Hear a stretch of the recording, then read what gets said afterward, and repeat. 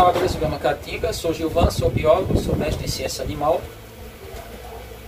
Vamos falar um pouco aqui sobre essa abelha, mais outras abelhas. Essa abelha é uma das abelhas hoje mais cobiçada pelos traficantes, pelos ditos criadores, mas também alimenta o tráfico. Lembra que o tráfico, qualquer coisa, vamos fazer um paralelo aqui para você entender. Só existe traficante de drogas porque existem consumidores viciados, lamentavelmente, dependentes químicos. Só. Pode botar a polícia, toda a polícia. Estados Unidos tem a polícia mais preparada, melhor e maior exército do planeta, até onde eu sei, não, acho que é o da China, mas o melhor do que é da China. Estados Unidos trava uma guerra contra os traficantes de droga. Estados Unidos é o maior consumidor de droga do planeta. E percentuais em quantidade também. Principalmente as drogas mais pesadas. Então não vai evitar o tráfico da abelha. Os traficantes vão existir. Mas por que existe? Porque tem comprador. Então eu vou aqui abordar algumas coisas. Já veio pessoas aqui, onde eu estou aqui, já pisaram doutores, pessoas que sabem sobre esse animal.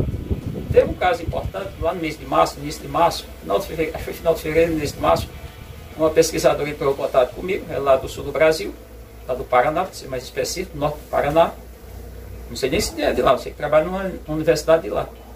Queria que 2 mestrandas viessem aqui pegar material. Aí queria que materiais?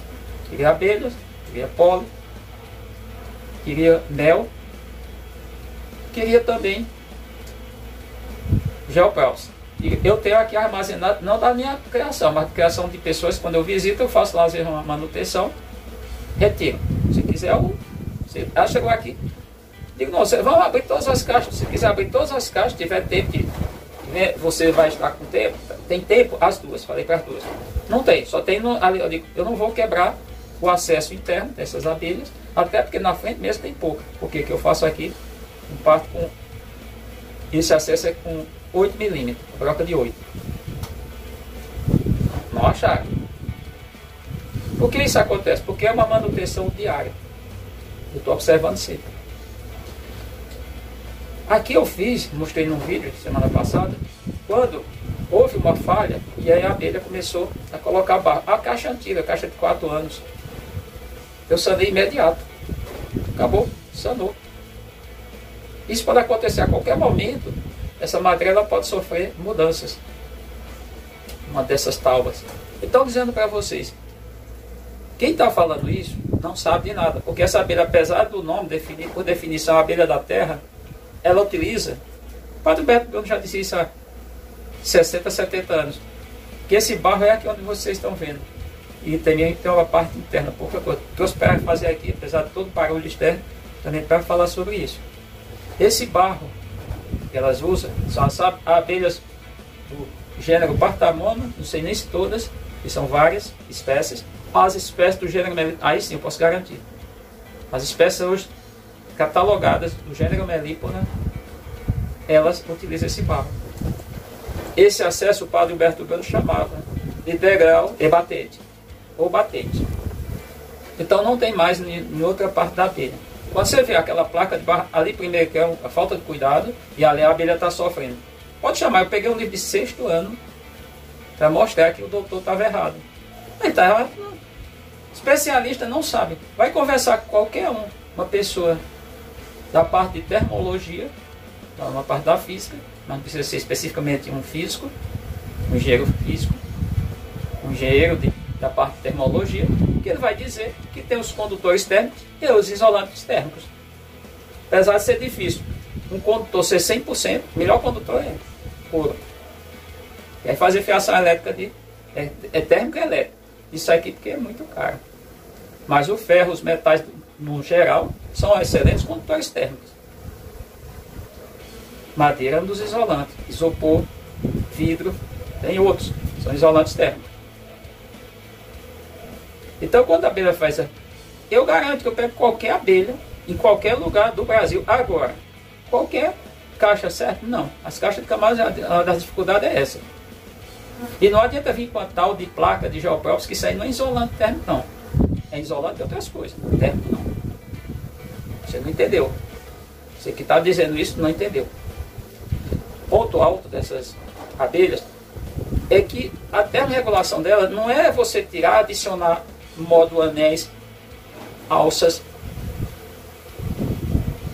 que as caixas são chamadas caixa de camadas. A caixa foi criada com esse nome, lá do Portugal Araújo. Aqui inventar, não importa. Eu estou aqui me baseando no que é a caixa lagistrada, por exemplo, que é para chamar uma caixa de uma colmeia. Colmeia, na verdade, é só o objeto. Um cupim pode ser chamado de uma colmeia. O chão, como total, pode ser que tem várias abelhas que arranchem subsolo. Aquela estrutura lá do Arapuá é uma colmeia, mas só a estrutura. Quando entende-se colônia, é o bicho ali dentro. E quando entende de chama, é que ele está em deslocamento. É assim que é tratado. Portanto, não é adicionar, diminuir, que não vai mudar em nada, porque se a caixa não tem vedação, vai circular ar, se esfriar o tempo, esfria dentro, simultaneamente. Se esquenta o tempo, o ambiente, esquenta dentro da caixa também.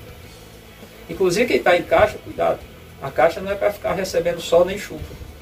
Chuva porque molha a caixa, vai passar umidade para dentro da caixa, de certa maneira, a abelha vai sofrer. Sol porque esquenta, que vira uma estufa. Ah, mas sempre aquele apelo, mais aves. As abelhas aves, não sei o quê, porque fica numa caixa no sol. Fica, mas aqui no semiárido nordestino, se a caixa pegar sol com intensidade, a abelha vai sofrer, a abelha, na maioria das vezes, abandona.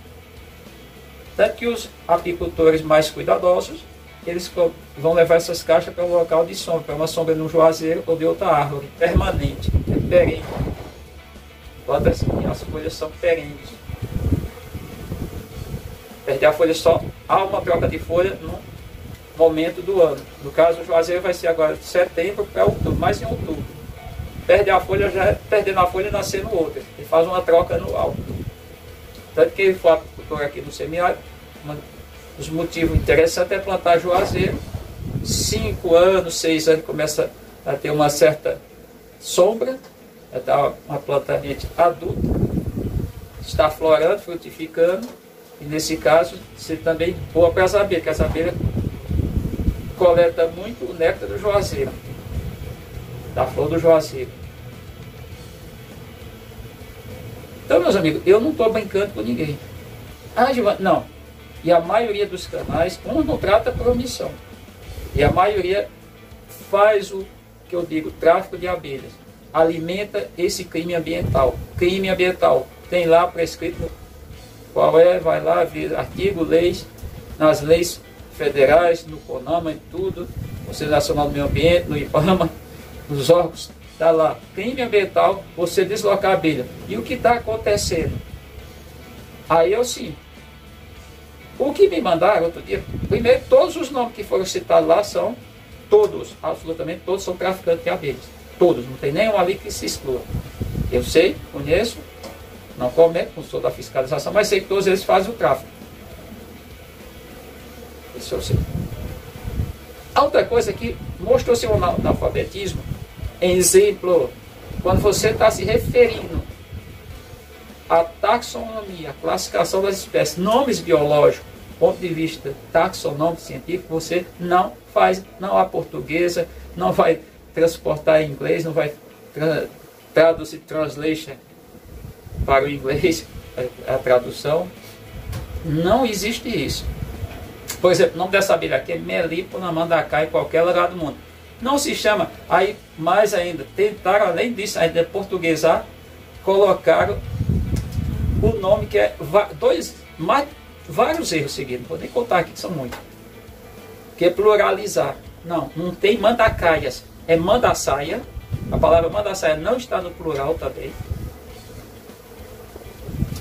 E não se chama nenhum bicho pelo seu epíteto específico ou subespecífico. Entender?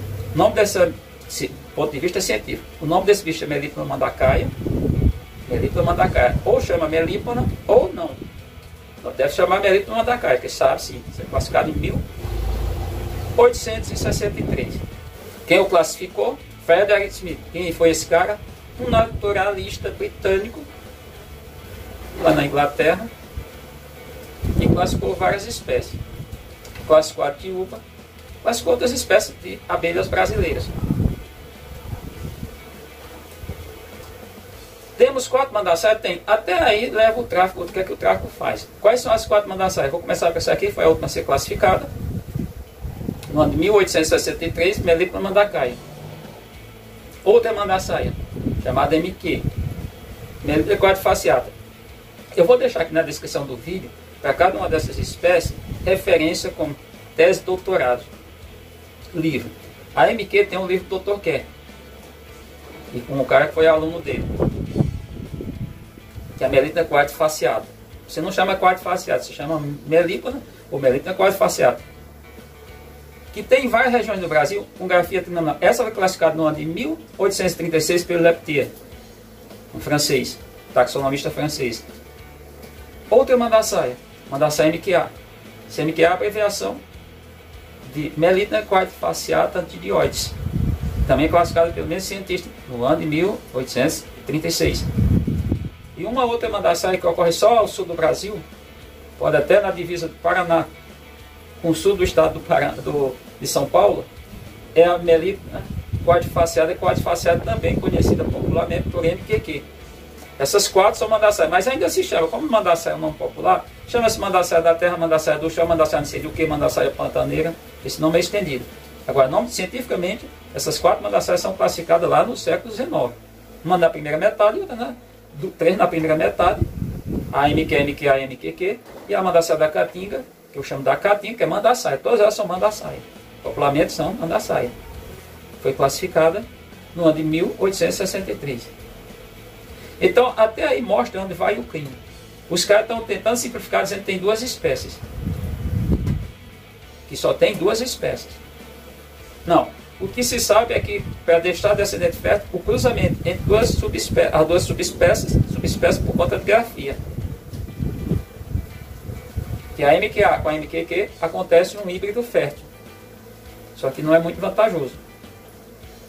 Elas não têm encontro na natureza. E mais, nenhuma dessas 4 abelhas tem sobreposição. Onde existe uma, não existe a outra. Isso é estudado.